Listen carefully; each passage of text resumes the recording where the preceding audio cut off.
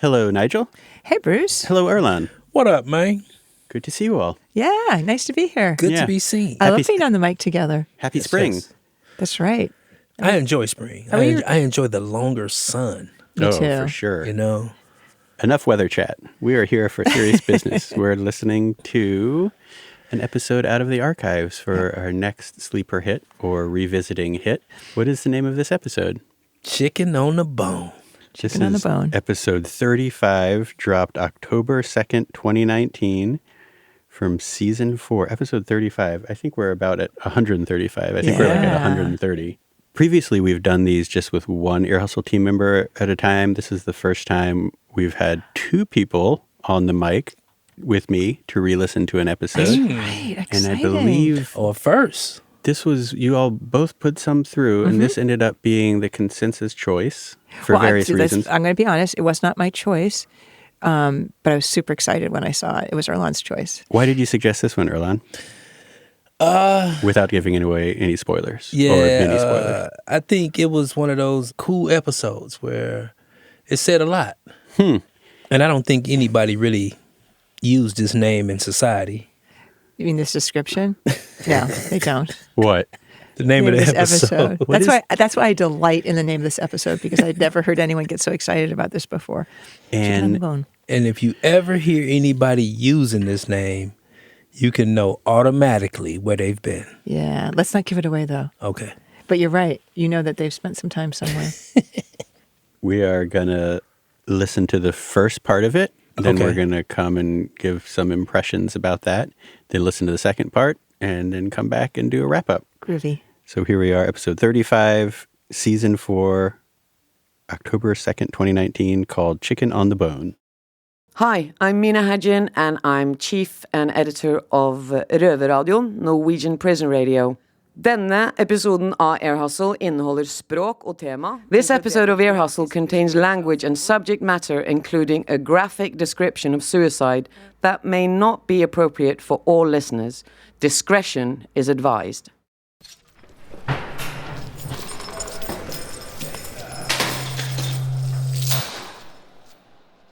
I remember the first day on death row, as a brand new cop, you know that they're all there for committing very, very heinous, violent acts. And the people have created people's nightmares and horror stories. As soon as you open the first door, that guy walks out of the cell. It's not just one of them. It's a whole building of them. How can that not be intense? You're now tuned in to San Quentin's Ear Hustle from PRX's Radiotopia. I'm Nigel Poor, a visual artist, now podcaster. My inside co-host, Rasan New York Thomas, will not be hosting this episode with me because San Quentin is now in lockdown. You will be hearing his voice on the tape asking some questions, though.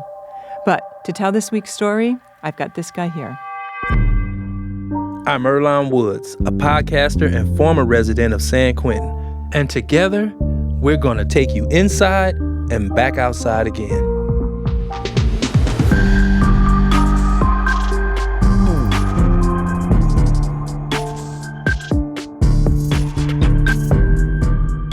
On this episode, we're talking about what it's like to live with a death sentence and beyond.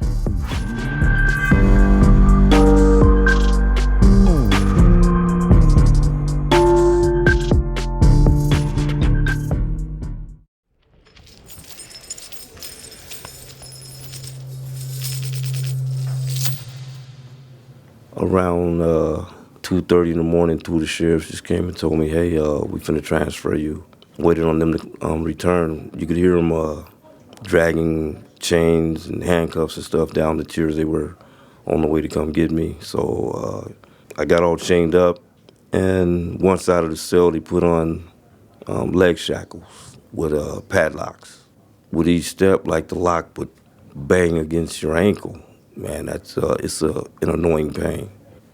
When I got to the bus, I was actually the last guy on. The regular guys were already seated. When I come up on the steps, one of the sheriffs let the other one know, he said, end of the road. And I asked him actually, what did that mean? He said, well, a death sentence is end of the road.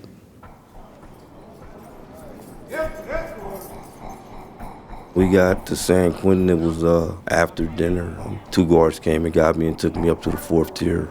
I looked around and said, like, man, I'm actually here. I am one that could actually be put to death at any time. There are over 700 people on death row at San Quentin. They're not part of the main line, though, so you rarely see them, except maybe when they're being escorted to medical or something like that. We've said this before. Death row is a prison within a prison. Here's what's odd about that. There's a lot of guys up there, but there hasn't been an execution at San Quentin for 13 years, since 2006. That's when a federal judge ruled that the way California put people to death, the particular mix of drugs used in lethal injection, was unconstitutional. A few times in the past decade, California voters have narrowly voted to keep the death penalty. In fact, in 2016, voters passed a measure to speed up the appeals process for people on death row. And man, that shocked me, because basically voters wanted people to die faster after they were sentenced. But earlier this year, the new governor, Gavin Newsom, unexpectedly called for a moratorium on executions in California. That didn't do away with the death penalty or with death row. It just means he pushed pause. With that moratorium, you'd think the death penalty in California was on its way out. Mm-hmm. But if you look at history, one thing's for sure. Public opinion, laws, and policies are always changing. Meanwhile, the residents of San Quentin experienced the issue very personally. After each execution, there's an eerie quietness, like something is missing. That's Lonnie Morris. He's been in prison for 42 years, 38 of those years in San Quentin. He was there when execution started up again in 1992 after a 25-year pause. The first person they executed when they started the executions back up in California was a gentleman by the name of Robert Alton Harris. On the night that Robert Alton Harris was to be executed, they locked us down. I was in my cell, so I started from the time I locked up, I started to kind of, I hate the term, but what we call a death watch, you know what I'm saying? You know, watching the news to see how this situation was going, because we knew that his lawyers were going to try to get an injunction against the execution, right? Every news channel was, tuned to it. When the United States Supreme Court said no more stays, that was like, oh my God. They just said, I don't care what you come with. He dying. And he dying before sunrise this day.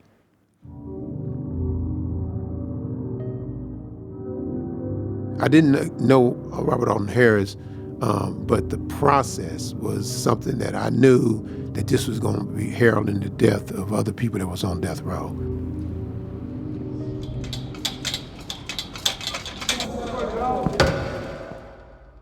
I thought it would be relatively quick, 5, 6, 7 years, somewhere around in there. And when I got there, I met guys that had been there since like 78, just waiting around.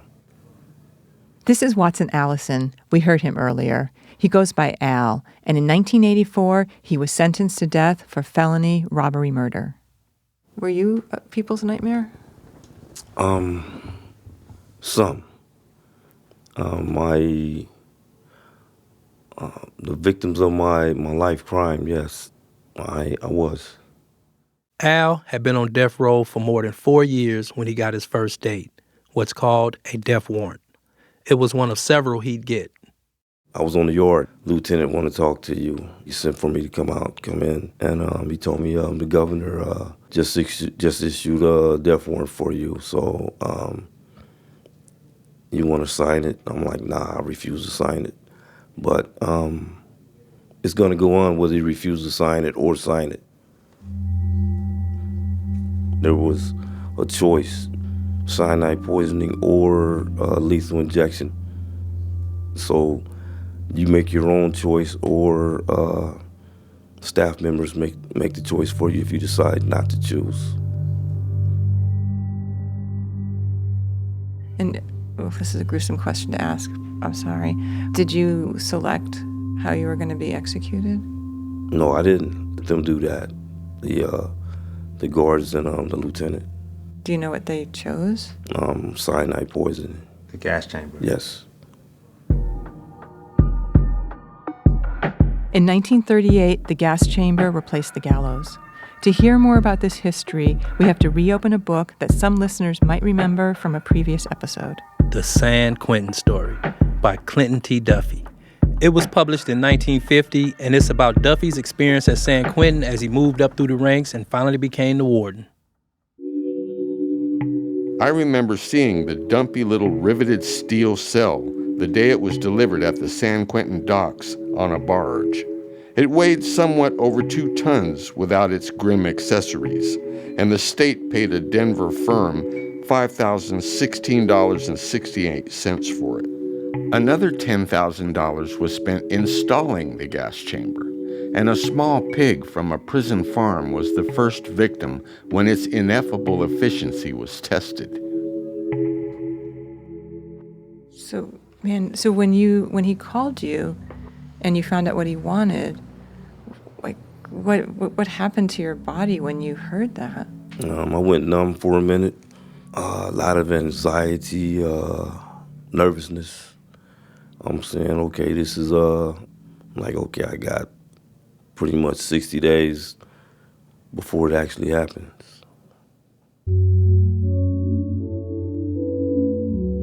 The Manual of Operations lists 21 separate steps for the technical operations alone, and the equipment recommended by the manufacturer and kept on hand includes funnels, rubber gloves, graduates, acid pumps, gas masks, cheesecloths, steel chains, towers, soap, pliers, scissors, fuses, and a mop.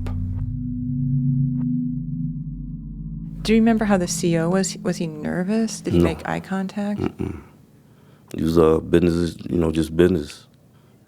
No emotion expressed. I was sent there to be executed. I think it was like June 13th. That was, 1989.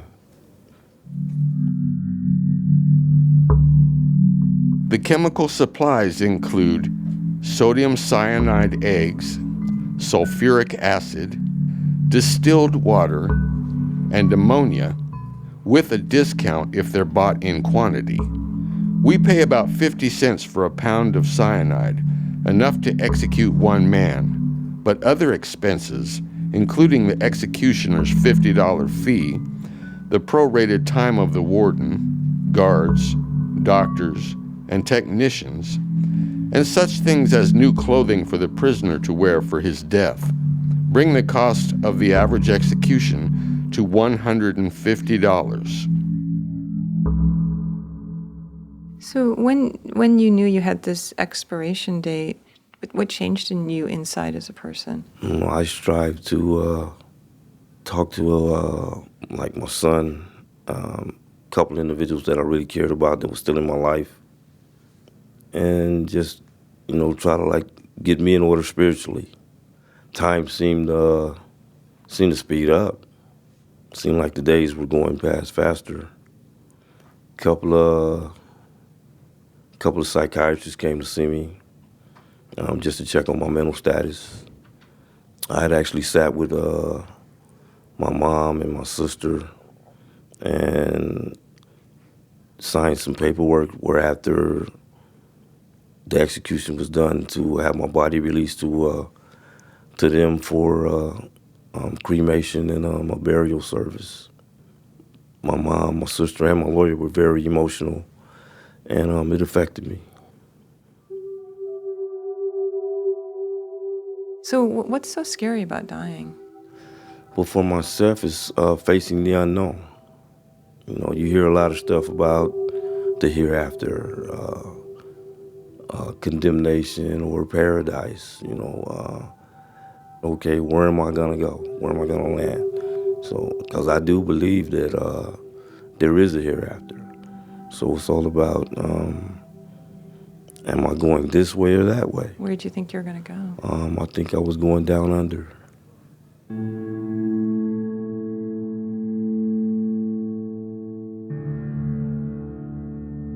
I am sorry to say that many of the thousands of citizens I have conducted through the prison actually enjoy standing in the death house, and often are bored with any other phase of prison life. Men visitors are generally awed by the cold surgical neatness of the little green room where the gas chamber squats, and look away self-consciously when we explain how the executioner's lever drops the cyanide into an acid bucket beneath the condemned man's chair. But many women listen with a curious sort of rapture, and scores of them have walked right into the 9-foot chamber itself and sat down in the metal chair just to see how it feels.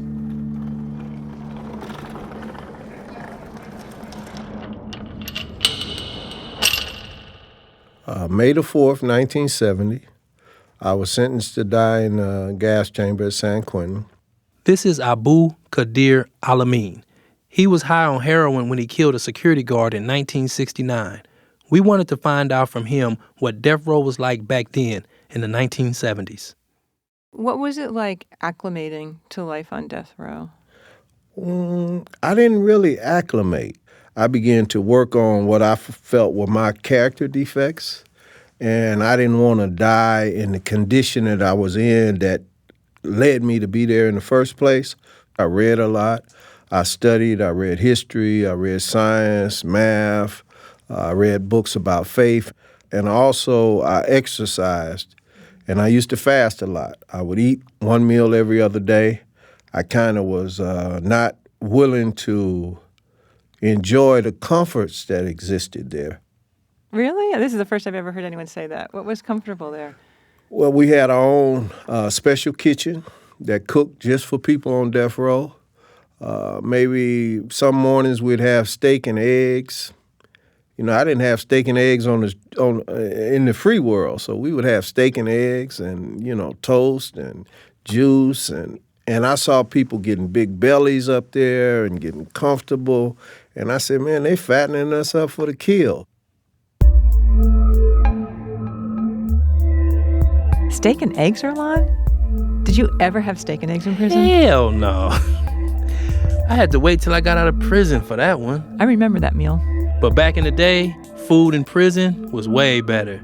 Not just for the guys on death row, but for everyone.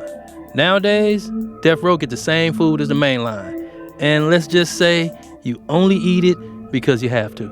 Yep. And by the time Al got to death row in the 1980s, steak and eggs were long gone. Can you describe your world there?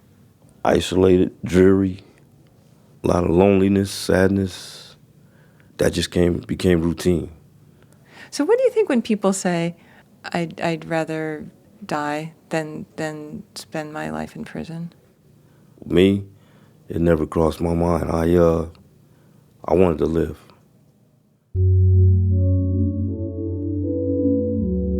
I had determined never to witness an execution. I kept this resolve until October 2nd, 1930. At 9 o'clock that morning, the baby-faced murderer had been found writhing on the floor of the death cell, screaming that he had swallowed poison. Dr. Stanley went to work on him with a stomach pump, but when we reached the cell, Northcott was still trembling and sobbing that the rope was going to hurt. I never have heard anyone complain about its hurting, Dr. Stanley said quietly. I want a blindfold over my eyes, Northcott cried. Let me walk slowly. Warden Holohan, pale and plainly suffering, nodded to the guards. They quickly tied a black bandage around the boy's eyes, and the death march began. I hung back as we entered the high gallows room on the top floor of the crumbling furniture factory, and Warden Holohan turned his eyes away from the rope. Northcott stumbled and sagged, and the guards carried him up the steps. I heard him weeping, and he said, "Say a prayer for me, please." Warden Holohan raised his right hand, a tired and unwilling hand, and it was over.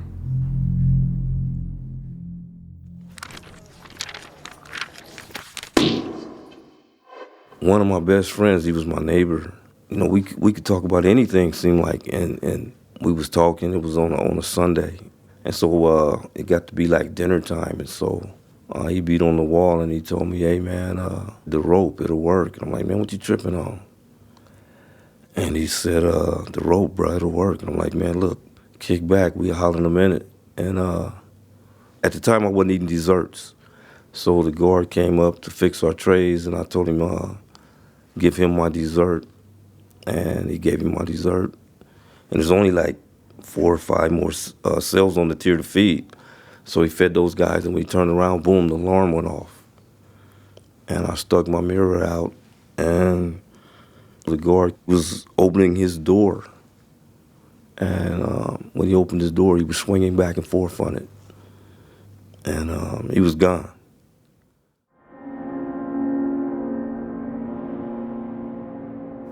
He just did that. And it was like my stomach or something had been ripped open.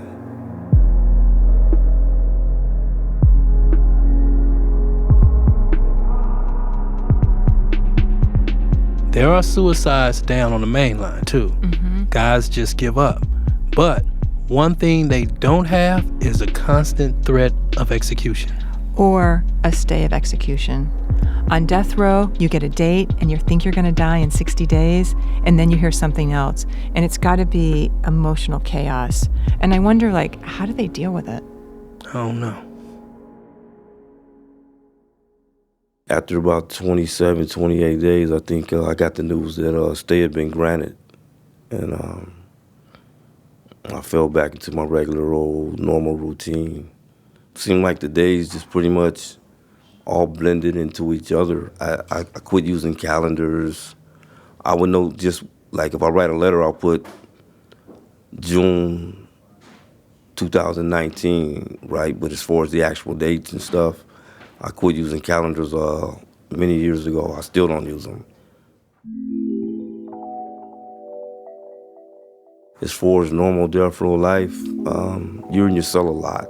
You may go to yard from maybe 9 o'clock to about 12 o'clock. Pretty much 12:30, the whole program's over, so whatever you have going on in your cell, you're back in there. I had a routine where I worked out about 3 times a day.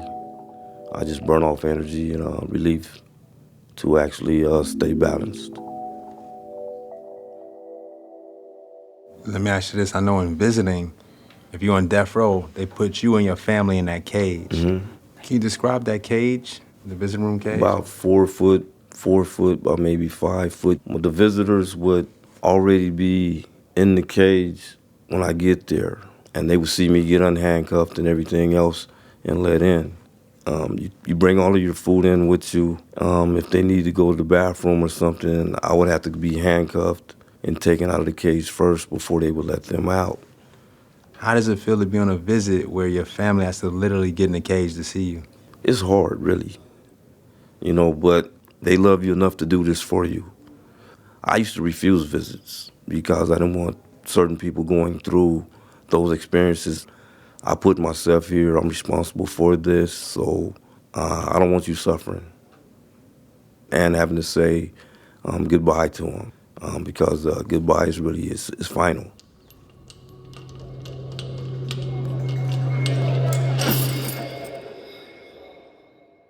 I definitely remember the day that I stood in front of this man's cell. This is Lieutenant Sam Robinson, the public information officer at San Quentin and the guy who signs off on every episode of this podcast. That was also Sam we heard at the top of the episode. He was telling us about his time as a CO on death row, where he first met Al. And Al made an impression. I remember it like it's yesterday. It was on the 5th tier. One of our protocols before we release maximum security inmates from their cells is you take all their clothing from them, all the items that they're taking out to the yard or exiting their cell in, and you conduct a visual unclothed body search on them while they're locked away on the side of their cells. And I did that.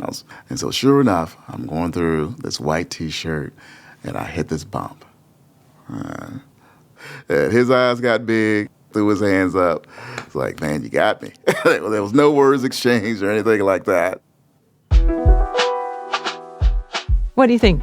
Drugs, Earlonne? Some kind of contraband. Mm-hmm. In any case, Sam and Al go way back. Yep, they first met on death row, but Al also saw Sam when he was sent to the adjustment center. The AC. It's the hole for death row. It's where you go when you don't follow the rules. He had come over for messing up. Al was Al.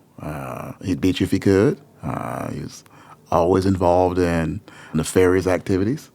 Always respectful, never disrespectful to me. If someone told me that he had been to them, I think I would have been shocked because that wasn't what I got from him. But he was a con all the way through my time there. I stayed in mischief, rule violations, for all kind of madness. That kind of madness affects your visits. It even affects your family. Right, because when you're put in AC, all your visits are non-contact. It's through the glass, and you talk to your visitors on the phone. And this is where Al's mom met him one day after driving up from Southern California. My mom had came and told me, boy, what the hell's wrong with you? You're still acting stupid. So she came all the way from Long Beach, and she had bought a bunch of food and stuff, and I couldn't get it. So she just piled it all up in the window and allowed me to look at it while she talked to me. And you're on the phone. Mm-hmm. And what was the food? Do you remember what the food was? Burritos, burgers, fries, sodas and stuff, you know. I like sour candy, so she had bought like gummy worms and honey buns, all that type of stuff. So she told me, well, you know, you can't eat none of this, so I'm gonna give it to other people. And she said, man, you continuing to do stupid shit, you know. And she was right. When you gonna grow up? Was she really angry with you? Yes, very. I wouldn't even repeat a lot of stuff she said, but yeah, she was angry. I was just tired of the BS that I was into, and I stepped back and started evaluating myself, began to take another path away from BS, away from negativity. Yeah, how old were you at that point? I think I was like about 51, 52 years old. I was shocked when he said that. He's 60 now, but man, he looks like he's 40. Well, that can happen when you don't get a lot of sunlight. The skin stays fresh. I don't know. In any case, after 29 years on death row, his case took a dramatic turn. I was eating a tuna sandwich and some potato chips. 3 guards showed up at my door and told me, hey, the lieutenant want to speak to you. And I got stripped out. I got handcuffed. Heart's pounding. I'm like, body's kind of warm. When I get there, he's standing outside his office, and he pats me on the back and tells me congratulations, and asked me to come in his office and have a seat. And I'm like, this is all new. And I sit down. He says, congratulations, man. They just overturned your case. So me and the lieutenant, we talked for a little bit, and they brought me the telephone and let me use it. I called my mom, and she was crying, and she was joyful. When I came out of his office, it was like I was walking on clouds or something. It was like I was in a daze. I was in like a trance or a dream or whatever. And next thing you know, I'm back in my cell getting unhandcuffed, and I just sat on the bunk. I couldn't eat. That night I couldn't sleep or none of that. In 2010, a federal judge reversed the original jury's finding that Al intentionally murdered the victim and that he used a gun during the incident, and set aside his death sentence. A year and a half later, the DA decided not to retry him. He was resentenced to 25 years to life. After 29 years on death row, Al was moved to a part of the prison called Badger, which is a reception center for prisoners getting processed into the main line. So at that point, they came and packed my property, handcuffed me, took me to the front door of East Block, and took the handcuffs off, which was very strange. When I got to Badger section, there was a CO over there. He knew me, so when he put me in the cell, I actually bagged up to get the handcuffs took off. And he's like, man, what are you doing? And I'm like, what? And I realized then that the handcuffs weren't on. For the first time in almost 3 decades, Al was out of his cell without handcuffs on. I mean, freedom is relative, but that was a big deal. So Al got off death row because of a development in his case. He's now on the main line. But Abu Qadir Al-Amin, who was sentenced to death in 1970, he got off death row under very different circumstances. He got off the row because the law changed. In 1972, the U.S. Supreme Court struck down the death penalty, and Abu remembers it well. I do remember that night. We stayed up all night, maybe 2 nights in a row. It was an atmosphere of exuberance. People were excited. People were happy. People were talking, just imagining that they're not going to be under that circumstance anymore. And, we'll be, have a possibility of getting out and coming home. Abu was resentenced to 7 years to life. And after serving 8 years, in 1978, he was found suitable for parole and released. Well, I'm grateful that that wasn't my end destination, that I didn't die there. I owe a debt to the society that spared my life. So I always think about that. I have to acknowledge that was a turning point in my life.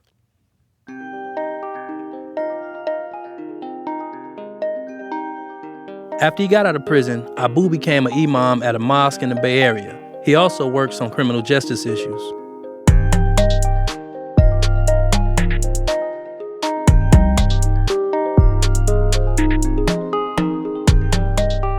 When we come back, we're going to hear from Al about what it's like to adjust to life on the main line after death row. Dudes were talking about we having chicken on the bone tonight. And I'm like, what's the big deal?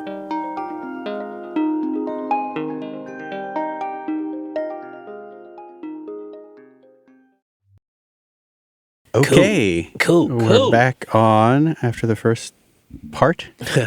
Most of Chicken on the Bone we have. Okay. What's the joke I'm trying to make? We have consumed most of the chicken on the bone. We have chicken on the bone and we have chicken strips. Just a little chicken left. That's right, just a little chicken A strip few left. bites left on the drumstick. What stuck out to you two? Oh my Let me say what stuck out to me. Yeah. We didn't have pause control. Oh. Pause That's patrol. interesting. We didn't have pause patrol at all.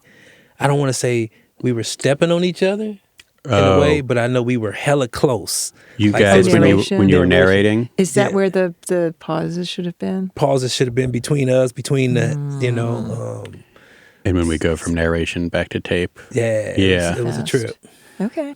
Another thing that kind of reinforces that feeling is that the sound design is almost wall to wall. We have a lot more of it than we do now. Yeah. That's true. Yeah. I like the sound. Did you guys not like the sound design? Oh, no, No, it was I liked it. It dope. was It all was great. dope. Yeah. Yeah, I That's thought it when, sounded you really had good. Antoine, Jazzy, and all of them doing their thing. So And Pat. I think Pat was used to be in there. Pat was still doing the heavy putting it- lifting. Yeah, no, definitely.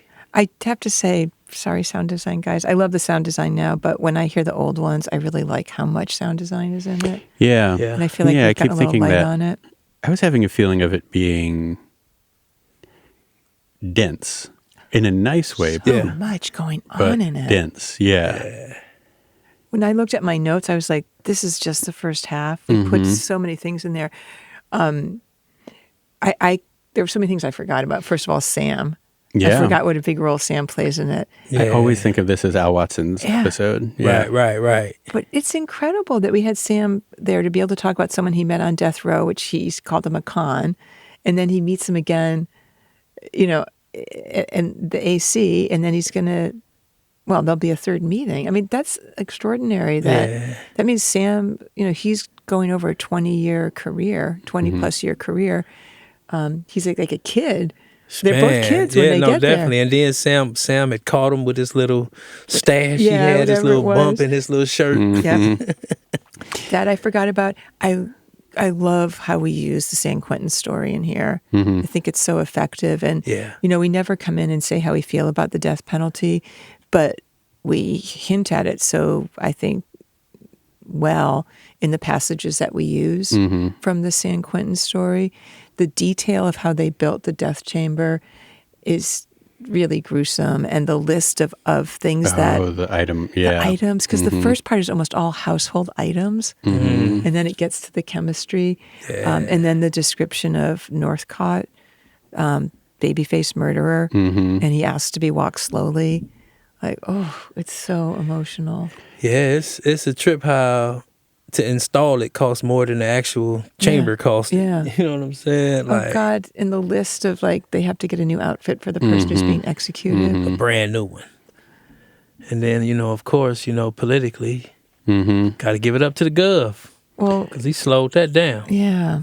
And we're still in the situation we described back then, right? The moratorium. Crazy part is, that was when he first came into the office. Now he on his way out when we revisited this. Oh, yeah. And this is actually, it's not the one big thing that's changed that we've talked about is that they've now taken everybody off condemned row. There's no death row anymore. Right. In San Quentin, they're going to turn it into honor living or something, basically. Something like honor dorm. Honor dorm. But the death row, the death penalty still exists, right? That's everybody's they don't just, instead of calling it death row because that's where they house you, it's just condemned. Yeah, so they people who had death sentences still have the sentences. Still They're have just the general population, right? It's crazy.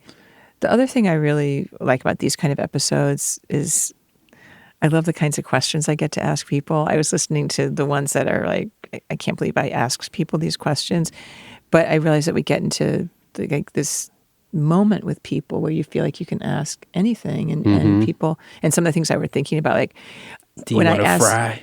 Well, when I asked him, are you people's nightmare? And I realized I asked him because that connects to what Sam says at the beginning, that you walk in there and everyone you meet is somebody's nightmare. Yeah.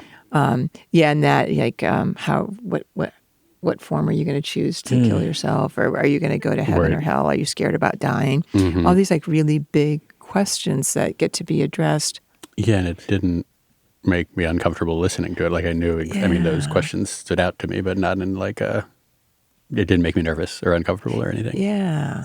And I was, of course, I know this is different, but I was wondering, did his neighbor eat that cake or that dessert? I know. You know what I'm saying? Like how quick it happened, That was deep. Yeah. And then you kind of wonder on a lighter note, like, why isn't Al eating desserts?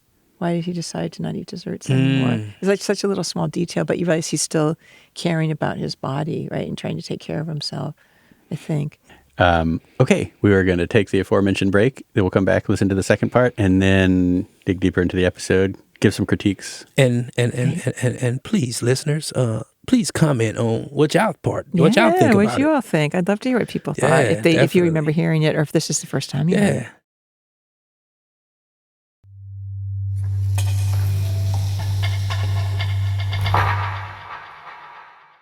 I think the first time I saw Al off death row was he was over in Badger section, I think it was. Were you in Badger section? First tier. First tier Badger section, near the officers' podium, right? Yes. Yeah, and I think I was just walking through and hear this voice yelling at me. Yes. Like, Robbie, like, dude, you ain't off the road? Yeah, he said, the last time I saw you, you were in the adjustment center. When you get caught by someone, you remember that person. You respect them. Of course, I talk to other individuals about you.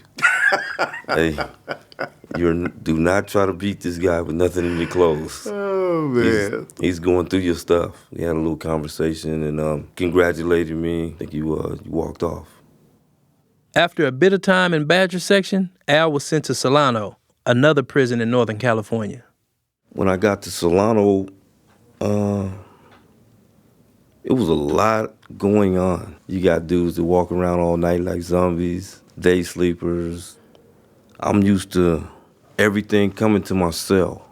The phone, canteen, everything, right? So I have to go to everything. Standing in line, got dudes in front of me, dudes in back of me, dudes on the sides and stuff. Sitting at tables, just interacting. At first I found myself watching everybody, like some paranoia was in. I used to just go to the shower and I would go eat or use the phone and I'm back inside the dorm. I wasn't interacting. I wasn't used to that. I'm used to just dealing with myself. And then there was that chicken on the bone. Earlonne, did you have chicken on the bone in prison? Hell yeah, chicken on the bone. Have you ever had chicken on the bone, Nige? Well, the thing is, you don't talk about it on the outside because you always have chicken on the bone. Always got a bone on it. But nah, chicken on the bone in prison was like every Sunday, and then they stopped giving it out. And then they start just giving it out on holidays. So when they say chicken on the bone, everybody going. It's something special. Very special. It's chicken on the bone. Yeah, you got the drumstick and part of the breast connected together with the bone. It had been over 30 years, actually, since I'd seen that. And sitting down, eating at a table with, like, me and 3 other guys, dudes were having conversation over a meal. And I'm a slow eater, so from being by myself. And everybody's, they're eating and talking at the same time, and it was strange. When I came out of the dining hall, I just happened to look up. The stars were out there, and so while I'm walking, I'm looking up while I'm walking, just admiring this, and it tripped me out. I forgot all about that type of stuff. I actually realized, man, I haven't even seen the moon and the stars in a long, long time. The moon and the stars, that's got to be nice when you haven't seen them in, like, decades. Ooh. I mean, I still to this day out here look up at the stars and the moon and the water and be stuck. Why, does it look different out here? It's tranquil. It's like you don't get to see it a lot, you off the yard before that happens, So there was those nice moments, chicken on the bone, seeing the stars, but there were a lot of things about life on the main line that were difficult for Al. And while he was still at Solano, he made an unusual request. There's a lady there, Miss Chu, so she called me for an assessment. She was talking to me and stuff. I was real standoffish, and I just asked her, hey, can you send me back? And she's like, what? And I'm like, man, can you send me back to death row? And she said, boy, are you crazy? I'm not gonna do that. You're in general population, but what I'm gonna do for you is, she assigned 2 peer mentors. They helped me a lot. Well, what was overwhelming you, do you think? The movement, isolation is not good. Is it harder for you to attach to people? Yes, it is. I'm standoffish. I'm guarded, evasive. You may be watching me, but I'm watching you. Just guarded. How is it speaking to people that you don't know? I'm slow to speak. I'll listen to you and process what you say. I don't just blurt something right out. It's running in my mind. What do I actually want to say? Not that long ago, Al was transferred back to San Quentin. When I got here, I was kind of excited. And then I seen some familiar faces with some of the COs and stuff. Like, hey, they're all getting ready to retire. And it actually showed me how old I'm getting. A few years ago, Al went to his first parole board hearing. And I was so quiet in there that the commissioner actually asked me, am I going to say anything? But now, today, if I get the opportunity to be back in front of that same commissioner, we can talk. I can open up and express me. So, Earlonne, I know you weren't there, but I have to tell you, it was so hard to get Al to talk to us for this story. I mean, I definitely can understand that because, when you have people that's been incarcerated for a long time, they usually don't open up to people. Oh, yeah. I mean, we had like 6 conversations with him before we even got him down to the media lab. And the first time I met him, he was so blank. You know what I mean? Like, he was clearly uncomfortable. Yeah, decades of isolation can do that to you. But the thing that was really cool over the time, maybe the 6 weeks that we were trying to get him to do the story, he really changed and he started smiling and opening up. And one thing that really stood out to me was that I said to him, it's really great to see you smile. And about a week later, he came up to me and he's like, can I talk to you for a minute? And he said, I wanted to ask you, when you told me that it was nice to see me smile, was that a good thing? And I was like, hell yeah, of course it's a good thing. How does it feel to go on a visit now with your family? It's crowded. It's crowded out there, man. It's a trip seeing the little kids walking around playing, being able to walk to the microwave and cook some stuff, actually go to the vending machines and pick out what you want to eat instead of just trying to just sit there and talk to people without being in a cage. You know, it's good. And being able to walk around with your people and talk to them, not just isolated to the point where you're sitting in a chair. You can actually get up and stretch your legs, move about a little bit. If Al was still the knucklehead that I knew, Al would have never made it back to San Quentin. And so obviously it turned the corner somewhere. It's amazing what over 20 years will do.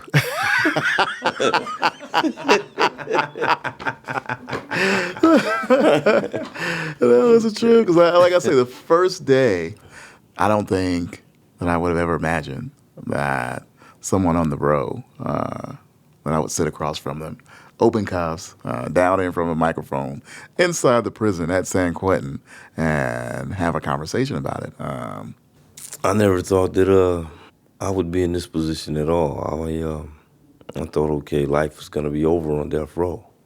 And by the grace that it wasn't, and then sitting in this position, I never imagined it, man, never.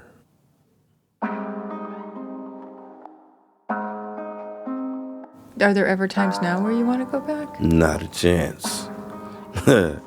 Not a chance, not at all.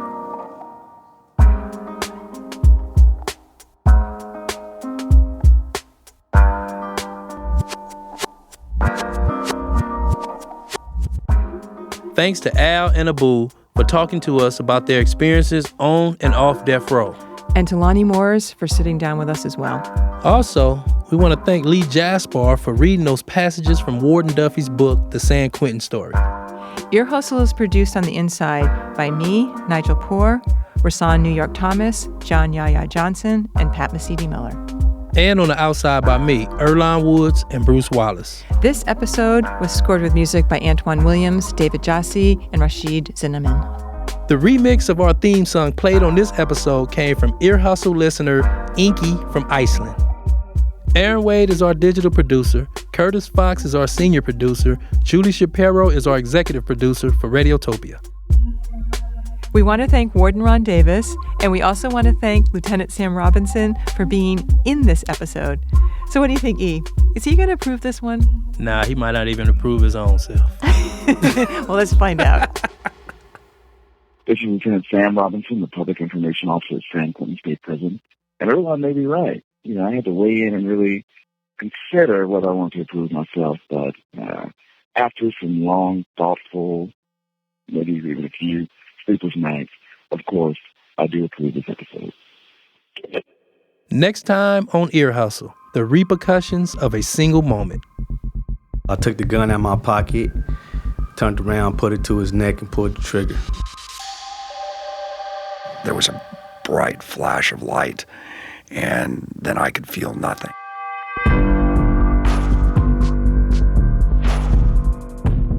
This podcast was made possible with support from the Chan Zuckerberg Initiative, working to redesign the justice system by building power and opportunity for communities impacted by incarceration.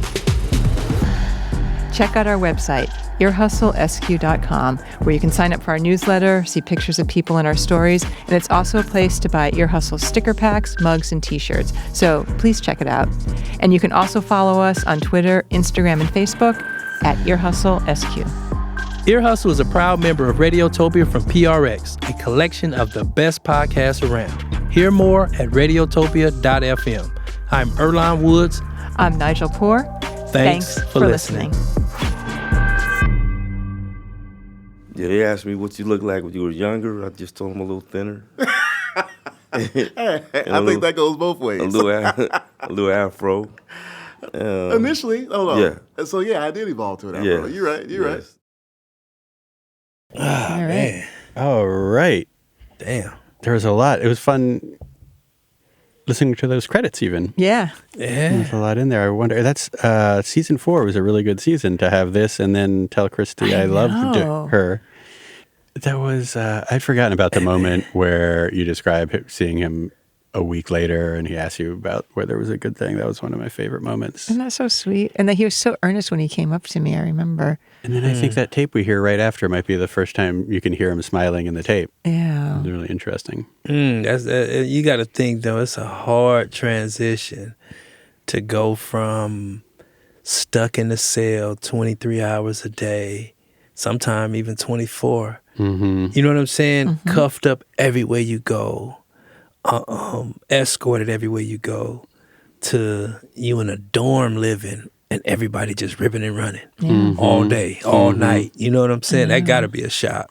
Well, when he talks about how hard it is to be with people that are talking and eating at the same time, like that really makes an impression that that's not what he did. He always ate alone. And he used to eat slowly, or he still ate slowly because of that. I never thought about that. Yeah, because you got to think, you eating in the cell every day. Yeah. You know, and every day. Every bit of anything you want to last as long as possible. And they gonna probably drop the trays off and come get them an hour later. You know what I'm saying? So you just got that much time to just sit there and just focus on, or just snatch it off your tray and put it in a bowl. You know what I'm saying? Yep.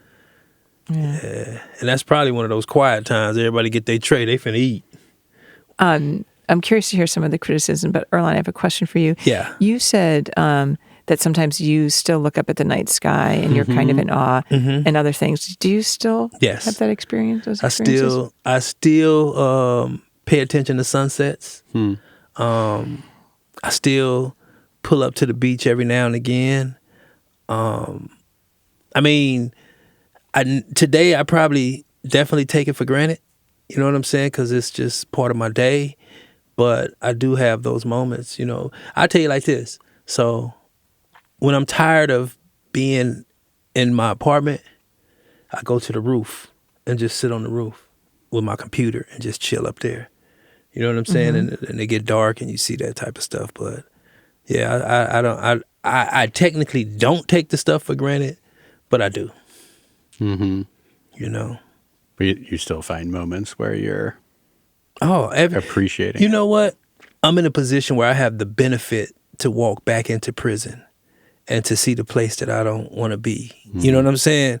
Like everybody don't have that as a reset. I get that reset pretty much weekly. So yeah, I it's a benefit to me to walk into the prison to see where I don't want to be. Yeah. I do remember when we first started talking to Al, it was really hard. He was so blank and unresponsive. And that I don't remember all the details, but I remember like cajoling him, and it took a long time. And then like he would just started to crack just a little bit. But it was a lot of, which it should be, right? But it was a long negotiation. And to get him to originally to say it, but I don't remember how it started. No, but I could say even coming down there, like he was like that on the main line. You know what I'm saying? He was like that on the main line where, you know, a lot of people used to try to get FaceTime with him. You know what I'm saying? People on the yard used to try to, you know, tap in with him, especially people from his area. You know what I'm saying? And he was really like, I don't want to say standoffish, but he was pretty much in the background. He wasn't. He was standoffish for sure. And I think at one point I thought, I can't even go. I don't know if I can go up to him again. Like, I think I felt a little awkward about it, but we kept doing it. Why didn't you give up? I think after a few times I could sense that it could happen. And I'm also somewhat tenacious about it. And I didn't feel like I was harassing him. Yeah. And, I could just see that there could be something there, and it was such an interesting story. I felt like it was one we really needed to do. Do you remember when he finally said yes? I wish I did. Yeah. I don't, but I know I was excited. And the other thing that I'm listening to this, you know, we don't talk about his crime. We hear a little bit what did Sam calls him a con, and then and he says that he was really in his mischief. Which I love. How he says I was really in my mischief and my bad behavior. But he's very soft throughout the whole episode, right? He seems very gentle and very thoughtful. So it's hard for me as a listener and someone talking to him to imagine him back in his day in his mischief. Right. And I can see how his mother, you know what I'm saying? Yeah. Had a role in, you know, him kind of like opening his eyes a bit, you know. Because, you know, you never want your family to drive up from Southern California and they can't even hug you because he was behind the wall. He was behind the window, the glass. You know what I'm saying? So your whole visit has been reduced to you just looking on the other side of the glass at your people. Yeah. And she was clearly mad. He's like, I'm not even going to tell you some of the things she said. You can imagine an elderly woman. Yeah. Mad as a motherfucker that I came all this way and I can't even hug my baby. And I bought all this food and I'm just going to make you look at it. Because you still in your criminal shit. Yeah. You know what I'm saying? That's that reminded me of a letter I got from my mama when I was in the SHU. Oh, yeah? Mm. She said, baby, how you go to jail in jail? Yeah, mom still have power. It's shit that you hold on to. You know what I'm saying? Mama definitely had power. Yeah. Mm-hmm. So, yeah. Oh, two notes. I do wonder, I love, when I first heard Jasper, I loved it so much. And Jaspar. The readings, and was really appreciating the juxtapositions and just the writing of Duffy. It did take me out of Al's story. Oh, okay. But there were also moments where it really added to, like you said, it allowed us to say things that we didn't have to say in narration, that the excerpt did the work for us. Yeah. And it also reminded me that I think there's just like a stylistic difference, and I like it, but between Curtis's editing and Amy's, I think Amy tends to be more linear, and I think Curtis allowed for more the meandering, yeah, and sort of creative meandering, which and I think that's okay. Yeah, lot. I like that creative meandering. Do you think that there was would you have taken, if you were editing this one, would you have taken all of the book out or just cut back on it?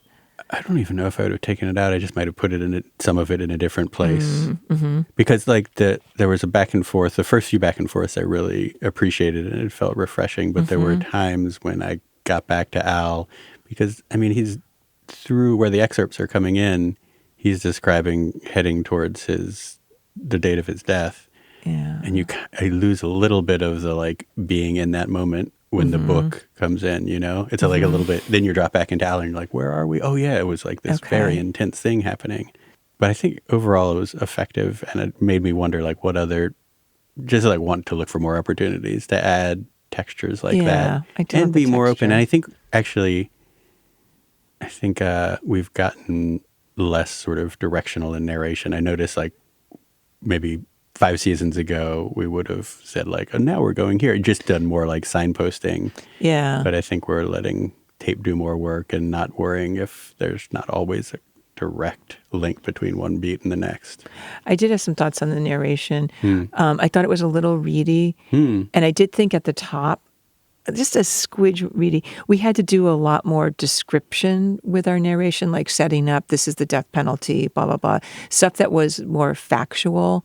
And I think sometimes when we deliver factual information, I think we did a pretty good job with it. But there's less banter in this one because we've got to deliver it a lot more information. When you're describing the sort of recent history of the death penalty. I think, you remember we used to do one thing. I think it was narration and talking to the listeners. Remember, you know what I'm saying? It was I think it was, I don't know how we used to look at it, 2 different things. We just narrating, or we just talking to the listener? I will say, after hearing the first season, we've listened to a few first season things recently, you guys have gotten so much better at narrating by season 4. Better. Not that it was ever not good, but it's so much more fluid and conversational. You can when I listen to old episodes, I can hear it. You know, I can hear the readiness. I can hear a lot of stuff. Our voices are literally different. Yeah. Totally. Yeah. And my other question was just your favorite moment. If you had to name one moment from the episode. Chicken on the bone. When he says chicken on the bone, that makes me smile.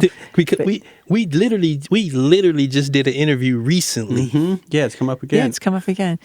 Yeah. They talked about chicken on the bone. I think really my favorite moment is the smile thing. Yeah, the smile's really nice. Yeah.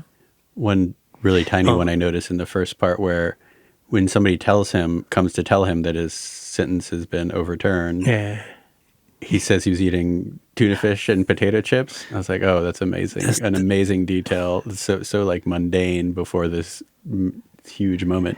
That's what you thought about? You know what I thought about? You and your Subway.